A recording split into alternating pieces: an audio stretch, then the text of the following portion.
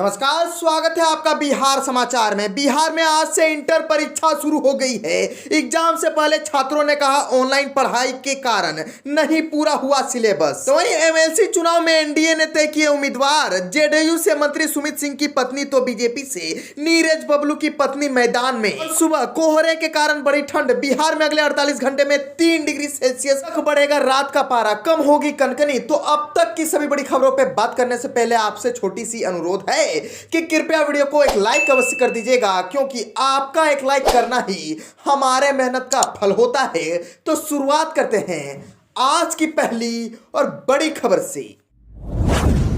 Corona के खतरे के बीच आज से यानी कि मंगलवार से बिहार बोर्ड की इंटरमीडिएट की परीक्षा 2022 शुरू हो चुकी है। राज्य के 38 जिलों में बनाए गए 1471 सेंटर पर कुल 13,45,939 स्टूडेंट्स एग्जाम दे रहे हैं। कोरोना से सुरक्षा के साथ नकल विहीन परीक्षा कराने को लेकर बोर्ड ने विशेष तैयारी की है। हालांकि कुछ परीक्षा केंद्रों के गेट पर सैनिटाइजर और थर्मल स्क्रीनिंग की व्यवस्था बढ़ती भीड़ के साथ ही समाप्त हो गई। कई सेंटरों पर तो एग्जाम शुरू होने के 2 घंटे पहले ही परीक्षार्थी पहुंच गए थे। परीक्षार्थियों के साथ बड़ी संख्या में अभिभावक भी नजर आए। परीक्षा में प्रवेश करने से पहले वैक्सीनेशन सर्टिफिकेट का उतना महत्व नहीं दिखा। कुछ छात्र ही वैक्सीनेशन सर्टिफिकेट लेकर आए थे, जिसे देखकर बाहर फेंक दिया गया। एग्जाम सेंटर पहुंचे छात्रों ने बताया, ऑनलाइन पढ़ाई होने के कारण हमारे सिलेबस पूरे नहीं हुए हैं। उसके बावजूद हम लोग परीक्षा देने आए हैं। जैसे तैसे परीक्षा देंगे, पास तो कर ही जाएंगे। एमएलसी चुनाव में एनडीए ने तय किए उम्मीदवार। जेडीयू से मंत्री सुमित सिंह की पत्नी तो बीजेपी से नीरज बबलू की पत्नी मैदान में। दरअसल बिहार विधानसभा परिषद चुनाव के लिए एनडीए में 24 सीटों का बंटवारा हो गया है। हम और वीआईपी को एक भी सीट नहीं दी गई है। वहीं केंद्रीय मंत्री पशुपति पारस को भाजपा ने अपनी 1 सीट दी है। बीजेपी को 12, जेडीयू को 11 और 1 सीट पशुपति पारस को हिस्से में गई है। सीटों के बंटवारे के बाद प्रत्याशियों के चयन को लेकर सरगर्मी बढ़ गई है। बीजेपी और जेडीयू ने करीब करीब अपने उम्मीदवारों के नाम तय कर लिए हैं। बीजेपी ने 10 नाम तय कर लिए हैं। 9 स्थानीय प्राधिकार वाले पूर्व विधान पार्षदों पर ही बीजेपी दांव लगाएगी।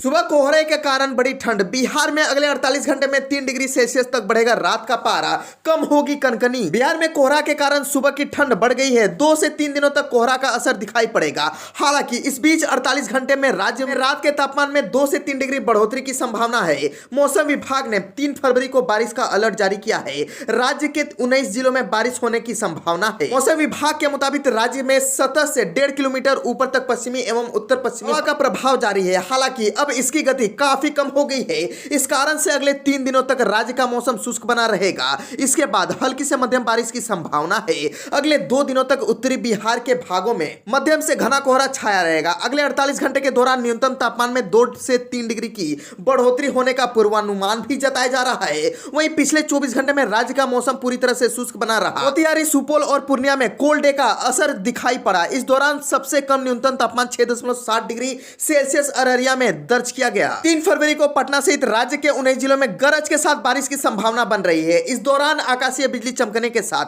कई स्थानों पर तेज बारिश का पूर्वानुमान भी है। बारिश के बाद मौसम के साफ होने की भी संभावना बन रही है। मौसम विभाग का कहना है कि पछुआ हवा की रफ्तार में कमी आने से और न्यूनतम तापमान में वृद्धि होने से बिहार में बने कोल्ड डे से काफी राहत मिलने की संभावना है। मौसम विभाग के मुताबिक 3 फरवरी को राज्य के उत्तर पश्चिम के 5 जिले, पश्चिम चंपारण, सिवान, सारण, पूर्वी चंपारण, गोपालगंज तथा दक्षिण पश्चिम बिहार के 6 जिले, बक्सर, भोजपुर, रोहतास, भभुआ, औरंगाबाद, अरवल और दक्षिण मध्य बिहार के 8 जिलों पटना, गया, नालंदा, शेखपुरा, नवादा, बेगूसराय, लखीसराय, जहानाबाद के अलग अलग भागों में मेघ गर्जन के साथ आकाशीय बिजली चमकने की संभावना भी है। इस दौरान 19 जिलों के कुछ भागों में हल्की से मध्यम बारिश की संभावना है।